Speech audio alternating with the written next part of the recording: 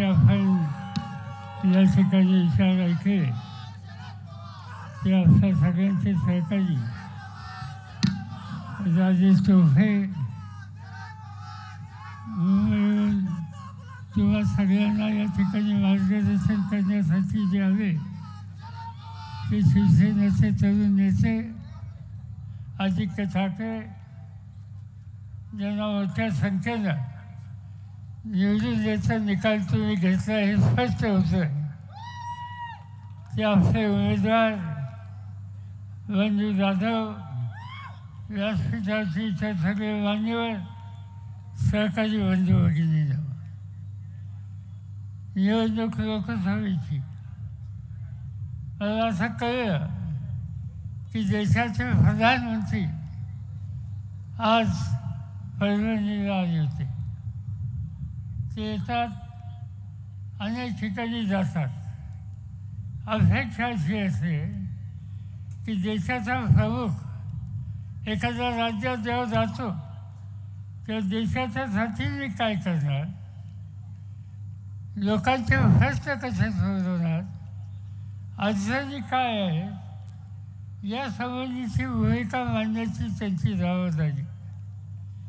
पण ठिकठिकाणी हे जातात, लोकांच्या प्रश्नावर कधी बोलत नाहीत, शेतकऱ्यांचं दुखणं काय ते जाणून घेत नाहीत, नवी पिढी लेखाजीमध्ये संकटात कशी आली याबद्दलचा विचार ते करत नाहीत. महागाईमुळं घरं आणि संसार चालवणं हे कठीण कसं झालं आहे त्यासंबंधीची भूमिका घेत नाहीत. मग घेतात काय तर फक्त विरोधी पक्षावर टीका करणं. शरद पवारांनी असं केलं, उद्धव ठाकरेंनी असं केलं, आणखीन कुठेही असं केलं, याशिवाय दुसरी काही भूमिका मांडत नाही.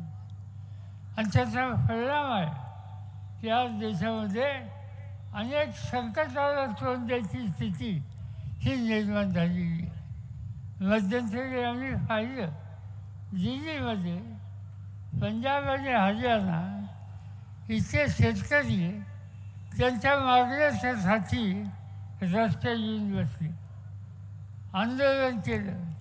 किती दिवस आंदोलन केलं? 1 वर्षभर. दिल्लीची थंडी कठीण थंडी असते, दिल्लीचा उन्हाळा अवसापेक्षा कठीण असतो आणि दिल्लीचा पावसाळा हा उद्ध्वस्त करतो. आणि अशी स्थिती असताना 1 वर्षभर शेतकरी रस्त्यात येऊन बसले, त्यांच्या कुटुंबाच्या आया बहिणी त्यांचा स्वयंपाक करण्याच्यासाठी घरदार सोडून त्या ठिकाणी आल्या आणि अक्षरशः हजारोच्या संख्येनं हा शेतकरी वर्ग त्या ठिकाणी बसला होता. पण मोदीचं सरकार त्यांच्याकडे झुंकून वागायला तयार नाही. काय असा अर्थ समजायचा? एवढंच नव्हे, त्यांच्या सरकारमधला एक मंत्री आणि त्याचे कुटुंबीय गाडी घेऊन जातात, जिथे शेतकरी आंदोलनाला बसणार त्या ठिकाणी गाडी घालतात, त्यांना उद्ध्वस्त करायचा प्रयत्न करतात. इतकी मत्सरपणाची भूमिका या देशात कोणी कधी केली नव्हती आणि ती भूमिका आज मोदींच्या सरकार करत आहे. अनेकांचे अनेक प्रश्न आहेत. माझ्या सरकारच्या समोर चिंता एक असते की आजची तरुण पिढी आज संकटामध्ये जाते.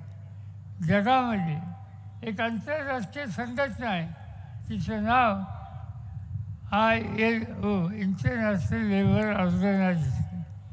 ते जगाचा अभ्यास करतात, भवितव्याचा विचार करतात, तरुणांच्या बेकारीचा अभ्यास करतात आणि त्याने अभ्यास करून निष्कर्ष काढला की या संपूर्ण जगात सगळ्यात जास्त बेकारी तरुणांच्याच कुठे असेल तर ती भारतामध्ये आहे.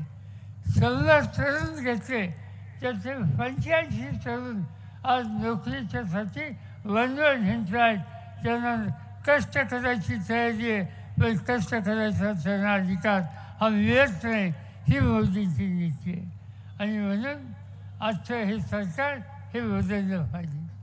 आता जे सांगितलं ती गोष्ट खरी आहे की सत्तेची वस्ती आजच्या सरकारला आहे.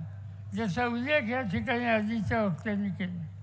झारखंड नावाचं राज्य, आदिवासींचं राज्य, आदिवासी मुख्यमंत्री, आदिवासींचं मान्य, केंद्र सरकार मान्य करत नाही म्हणून जरा करू शकतं त्यांनी वापरले. टीका केली सरकारवर, आज त्या मुख्यमंत्र्याला तुरुंगात टाकले गेले. ज्याचा उल्लेख या ठिकाणी केला गेला. दिल्लीचा मुख्यमंत्री, देशाचं एक उत्तम राज्य चालवणारा एक तरुण मुख्यमंत्री अरविंद केजरीवालचं नाव केंद्र सरकारवर टीका केली, आज त्याला तुरुंगामध्ये त्या ठिकाणी टाकलं.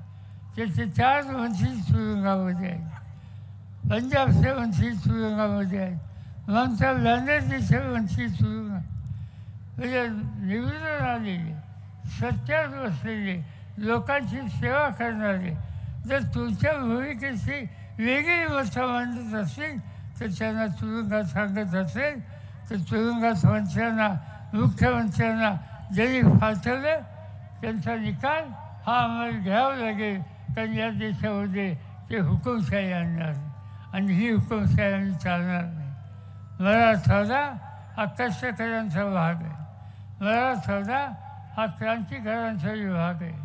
एक काळ असा होता निजामाच्या विरुद्ध संघर्ष करण्याच्यासाठी आमच्या वादवडिलांनी, आमच्या आजोबा पंजांनी याच मराठीमध्ये संघर्ष केला आणि त्या संघर्षातून मराठवाडा हा मुक्त केला आणि या ठिकाणी स्वातंत्र्य मिळाले. आणि आज तोच मराठवाडा एका बदल्याच्या आणि प्रगतीच्या रस्त्यावर न्यावा या दृष्टीने काळजी घेतली. पण हे राज्यकर्ते जे कोणी कष्ट करतात त्यांना मदत करत नाही. आजकाल या ठिकाणी आपण राजेश टोपेंचं भाषण ऐकलं. राजेश टोपेंनी कारखानदारी उत्तम चालवली, कारखानदारी उभी केली, या भागामध्ये ऊसाचं उत्पन्न वाढलं. आज हा एक भाग असा आहे की त्या अजूनही ऊसाचं गळीत चालू आहे. चांगले भाव त्या ठिकाणी मिळाले. केंद्र सरकारमध्ये मोदी साहेब पुन्हा सांगत होते की या ऊसापासून साखर करता तसं इथेनॉल करा आणि ते इथेनॉल करणं फायद्याचं आहे. हे आम्ही लोकांनी सुद्धा राजेश टोपेंना सांगितलं. इथेनॉलचा कारखाना आज या ठिकाणी उभा केला आणि अक्षरशः लाखो लिटर आज इथेनॉल इथं तसंच पहिल्या टाकीमध्ये केंद्र सरकार त्यांना भाव देत नाही, या शेतकऱ्यांचं नुकसान करतं. आणि हे इथेनॉल विकलं तर माझी खात्री आहे की तुमच्या ऊसाला आणखीन किंमत देण्याची ताकद राजेशभाई यांची होईल. पण त्यांच्या या चांगल्या कामाला मदत करण्याच्या ऐवजी त्याला अडथळे निर्माण करणं ही भूमिका आजच्या राज्यकर्त्यांनी केलेली आहे. याचा अर्थ एकच आहे, शेतकरी उद्ध्वस्त झाला तर चालेल, तरुण बेकार राहिला तर चालेल, आयाबहिणींच्या संरक्षणाची स्थिती गंभीर झाली तरी चालेल, सामान्य माणूस संसार चालवायला महागाईनं संकटात गेला तर चालेल, पण आम्ही आमची भूमिका सोडणार नाही. ही मोदीची नीती आहे आणि ही मोदीची नीती घालवायची असेल तर उद्याच्या निवडणुकीमध्ये फार मोठ्या मताने या मशालीचं चिन्ह हे लक्षात ठेवा. बंधू दादवांना मोठ्या मताने विजय करा आणि महाराष्ट्राचा हा सामान्य माणसाचा शक्तीचा नेता एकदा मोदी साहेबांना दाखवा एवढीच विनंती करतो. माझे 2 शब्द संपवतो.